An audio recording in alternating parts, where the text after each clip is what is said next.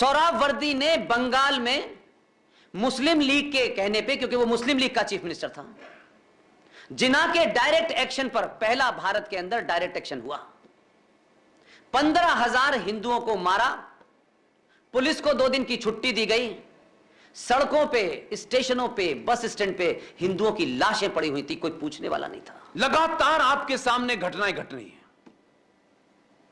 लेकिन ऐसी मैंने लोग नहीं देखे।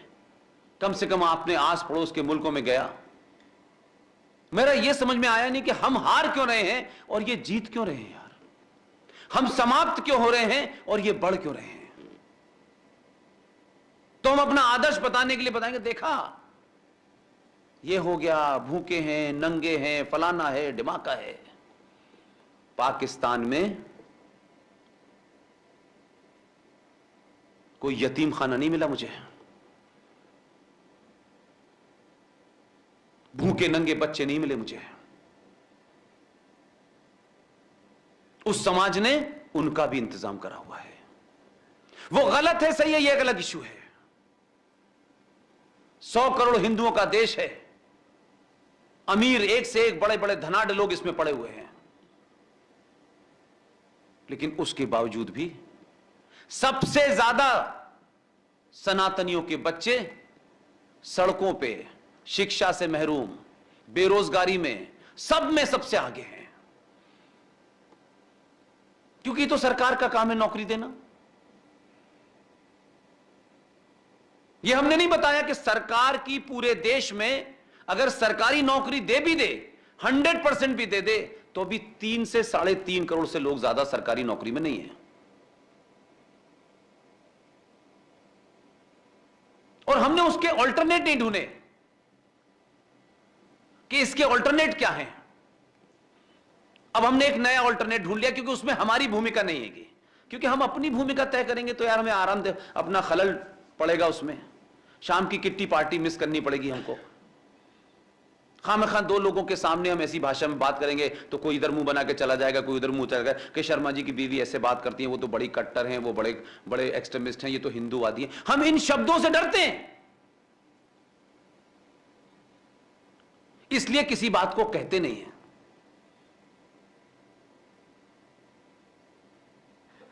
इसी देश में आपके और मेरे सामने बहुत लोग मुझसे उम्र में बहुत बड़े होंगे, क्या कभी हमने कोई मीटिंग अपने घर में, बाहर, ऑफिस में, पैसा कमाना है, पैसा देना है, पैसे में ये आएगा, आज वो आएगा, ये अंक गणित और रेखा गणित के अलावा भी कभी कोई बात की है?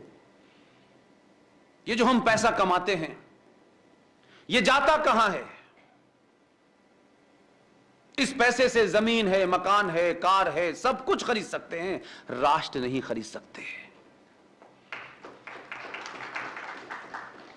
आपको अपने बेटे को, बेटी को अच्छी शिक्षा देनी है, एक आदर्श समाज में देनी चाहिए, लेकिन सब अपने बेटे बेटी को अगर वो शिक्षा देंगे, सब उन्हें सीओई बनाएंगे अगर, तो इस देश के आंतरिक खतरों से कौन लड़ेगा? उस नैरेटिव को कौन तोड़ेगा? क्योंकि आपने उसको सबलेट कर दिया है, ये बेरोजगार टाइप के लोग हैं, ये हिंदूवादी लोग हैं, ये एक्सट्रीमिस्ट, ये करेंगे, हम कुछ नहीं करेंगे, और वो पहले से कंफ्यूज हैं। इसलिए एक राष्ट्र के रूप में एक करोड़पति, एक अमीरपति, एक सड़क पर चलने वाला जब तक एक लाइन में नहीं सोचेगा, लड़ाई नहीं जीत सकते। हर दिन ये लड़ाई आपकी तरफ बढ़ रही है, आप उससे समझौते करने के रास्ते निकाल रहे हो, और इसलिए कि आप स्वार्थी हैं, हम लालची हैं, हम कायर हैं, उसको छुपाने के लिए हम आदर्शवाद की एक चादर ओढ़ लेते हैं। हम तो विश्व, पूरे विश्व को अपना घर मानते हैं, अपने घर का पता नहीं है, विश्व को घर मान रहे हैं। कुछ पता नहीं है, आज यहां लुट गया, आज कश्मीर में लुट गया, आज बंगाल में लुट गया, नहीं, पूरा विश्व हमारा घर है। यह कायरता की पराकाष्ठा है भाई, क्योंकि हम लड़ना नहीं चाहते। उसने कहा, अरे क्या बात कर रहे हो, पूरा विश्व हमारा कुटुंब है, बस इसमें खुश रहो, 2 चांटे मारे, नहीं, पूरा विश्व हमारा कुटुंब है, फिर 2 चांटे मारे, अरे तो आप कैसी बात कर रहे हैं, पूरा विश्व हमारा कुटुंब है। हमें यह आदत पड़ गई है, और यही चाहते हैं कि यही चलता रहे, इसलिए कि हम में से कोई कुछ खोना नहीं चाहता, समय नहीं खोना चाहता, पैसा नहीं खोना चाहता। उसके कारण हो सकता है शायद उड़ती उड़ती कुछ खबरें आपको मिलती हों, लेकिन हम डिस्कस ही नहीं करते। और एक वर्ग है वो लगातार 1400 साल से एक एजेंडे पे पूरी दुनिया में काम कर रहा है, और उसका जिक्र मैं इसलिए कर रहा हूं कि आज जो आपकी स्थिति है, आपके राष्ट्र की, आपके देश की, आप समझते हैं कि पुलिस हिंदू है, सरकार हिंदू है, सेना हिंदू है, जज साहब हिंदू हैं, टीचर हिंदू हैं, सब कुछ है, लोग फिर भी उसके बाद ये समस्या क्यों है? क्योंकि हम सब लोग अपना टाइम पूरा कर रहे हैं। अध्यापक जी ने किताब निकाली, पढ़ा दी, थैंक यू वेरी मच। उनको पद्मश्री मिल गया तो फिर क्या बात है, फिर तो कुछ और ही बात हो गई। कोई सक्सेसफुल बिजनेसमैन है, वो भी ठीक है। 47 में बहुत सारे लोग नहीं थे, मैं भी नहीं था। 47 की कहानी किसने क्या सुनाई, मैं उसको थोड़ी देर के लिए भूल जाना चाहता हूं। कल 14 अगस्त है। क्या खास बात है 14 अगस्त की? पाकिस्तान बना था 14 अगस्त को 47 में। अगर आपको 14 अगस्त 1946 याद होती तो फिर आपकी ये अप्रोच नहीं होती।